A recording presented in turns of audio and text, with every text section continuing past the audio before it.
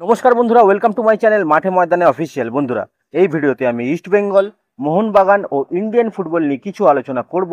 তোমরা যারা যারা আমার ভিডিওটা দেখছো, আমার চ্যানেলটা প্লিজ সাবস্ক্রাইব করে নাও ইন্ডিয়ান ফুটবলের এরকম আরও আপডেট পেতে। তো প্রথমেই বলি ইস্ট বেঙ্গলের কথা।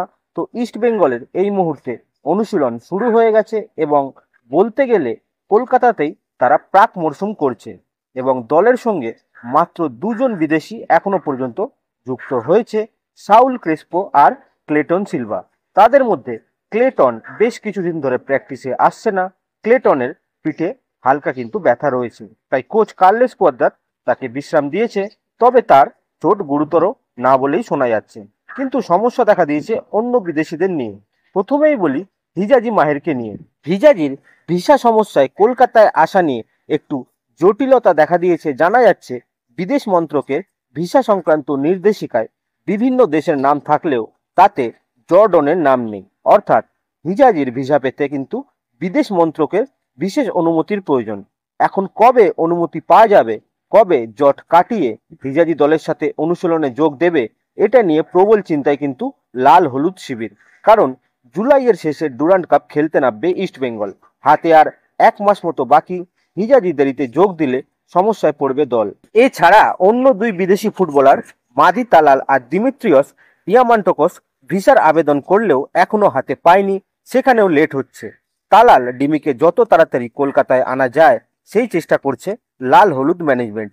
তাদের ভিসার অ্যাপ্রুভাল দেওয়ানোর জন্য প্রচুর চেষ্টা চরিত্র করছে ম্যানেজমেন্ট।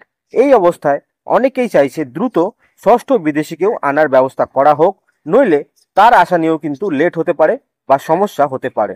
তাই এখন থেকেই প্রিপারেশন নিয়ে নেওয়া উচিত। এরপর যদি আমরা একটু মোহনবাগানের কথা বলি, তো মোহনবাগানের সাথে কিন্তু মাঝ মাঠে জনি কাউকের বদলে যে বিদেশি আনবে মোহনবাগান, সেখানে একাধিক নাম কিন্তু ঘোরাফেরা করছে। এরই মধ্যে স্কটল্যান্ডের এক মিডফিল্ডার রায়ান জ্যাক, এই ফুটবলারটা ইউরোপা লিগের ফাইনালও খেলেছে। সে মোহনবাগান সুপার জায়েন্টকে কিন্তু ফলো করা শুরু করেছে। রায়ান জ্যাক স্কটল্যান্ডের জাতীয় দলের ফুটবলার, মিডফিল্ডার, 32 বছর বয়স। তো তাকে নিয়ে একটা জল্পনা শুরু হয়ে গেছে যে রায়ান সম্ভবত মোহনবাগানে আসতে চলেছে, তাই সে মোহনবাগানকে ফলো করছে। তো বলে রাখি বন্ধুরা, রায়ানের মোহনবাগানে আসার খবরটা সত্যি নয়। আপাতত মোহনবাগানের সাথে রায়ানের কোনো লিঙ্ক আপ নেই। প্লেয়ারটা মোহনবাগানকে ফলো করছে কারণ সে জেসন কামিংসের বন্ধু। তারা দুজনেই রেঞ্জার্সের হয়ে খেলেছে, তারা টিমমেট ছিল, তাই জেসন কামিংসের জন্যই সে মোহনবাগানকে ফলো করছিল। আদারওয়াইজ মোহনবাগানের সাথে এখনো অবধি তার কোনো কথাবার্তা শুরু হয়নি, যদিও প্লেয়ারটা ফ্রি এজেন্ট রয়েছে। এরপর যদি আমরা একটু আনোয়ার আলীকে নিয়ে কথা বলি, তো কালকে ভিডিওতে বলেছি আনোয়ার আলীর কি পরিস্থিতি। তারপরে পরেই কিন্তু রাতের দিকে রঞ্জিত বাজাজ একটা টুইট করে, যে টুইটে বলা হয়েছে ফিফার নতুন regulations on the status and transfer of প্লেয়ার্সের নতুন নিয়ম অনুযায়ী কোনো প্লেয়ারকে 1 বছরের বেশি কিন্তু লোন ডিলে রাখা যাবে না। সেই জন্য আনোয়ার আলী আবার মোহনবাগান ছেড়ে দিল্লি এফসিতে যোগদান করছে এবং আনোয়ার আবার আইএসএল এর কোনো টিমে ফেরার জন্য মুখিয়ে আছে এবং সেটা হবে পার্মানেন্ট ডিল। এবং দুটো বড় ক্লাব আনোয়ারকে নেওয়ার জন্য ঝাঁপিয়েছে। নেক্সট 24 ঘন্টা খুবই ক্রুশিয়াল হতে চলেছে, এর থেকে বেশি কিছু বলা যাবে না।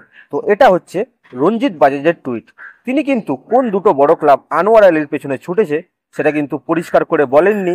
এখানেই অনেকে বলছে দুটো ক্লাব হচ্ছে ইস্ট বেঙ্গল আর মোহনবাগান।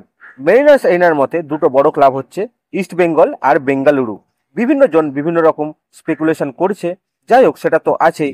এবার আমরা যদি রঞ্জিত বাজাজের টুইটটা নিয়ে একটু কাটাছেড়া করি, আমরা কিছু জিনিস বুঝতে পারবো। 1 number, FIFA player rule on loan registration implemented হয় কিন্তু অক্টোবর 2022-এ।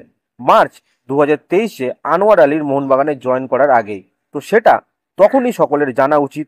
এখন সেটা কেন প্রকাশ পাচ্ছে? যতটুকু জানতে পারছি আনোয়ার আলীর কন্ট্রাক্টেও একটা বাই আউট ক্লজও ছিল। তো হঠাৎ করে এরকম ইউটার্ন হলো কেন? নিশ্চয়ই কোনো সমস্যা তৈরি হয়েছে। 2 নম্বর, এর আগে আমরা দেখেছি অময় রানাওয়াটাকে পরপর 2 বছর মুম্বাই থেকে উড়িষ্যা লোনে নিয়েছে, সেখানে তো কোনো সমস্যা হয়নি। হঠাৎ করে এই কেওসটা আনোয়ারের ব্যাপারেই হলো কেন? এর দুটো পসিবিলিটি হতে পারে। আনোয়ারকে নিয়ে হয় রঞ্জিত বাজাজ একটু মার্কেট গরম করতে চাইছে, কেওস সৃষ্টি করতে চাইছে, নয়তো আনোয়ার সত্যি সত্যি মোহনবাগান ছাড়ছে এবং মোহনবাগান তাকে আর রিটেন করবে না। সেকেন্ড পসিবিলিটি হলে কিন্তু ইস্ট বেঙ্গল এই সুযোগটা ছাড়তে চাইবে না। রঞ্জিত বাজাজ বলেছে আনোয়ারের পেছনে দুটো বড় ক্লাব রয়েছে। মেরিনার্স এরিনা বলছে ইস্ট বেঙ্গল আছে আনোয়ার আলীর পেছনে। এখন দেখা যাক ইস্ট বেঙ্গল এই ডিলটা কিভাবে হ্যান্ডেল করে। নেক্সট 24 ঘন্টা কিন্তু সবকিছু পরিষ্কার হয়ে যাবে কার পাল্লা ভারী আনোয়ারকে পেতে। তো আজকের ভিডিওতে এতটুকুই, দেখা হচ্ছে আবার পরের ভিডিওতে। নমস্কার।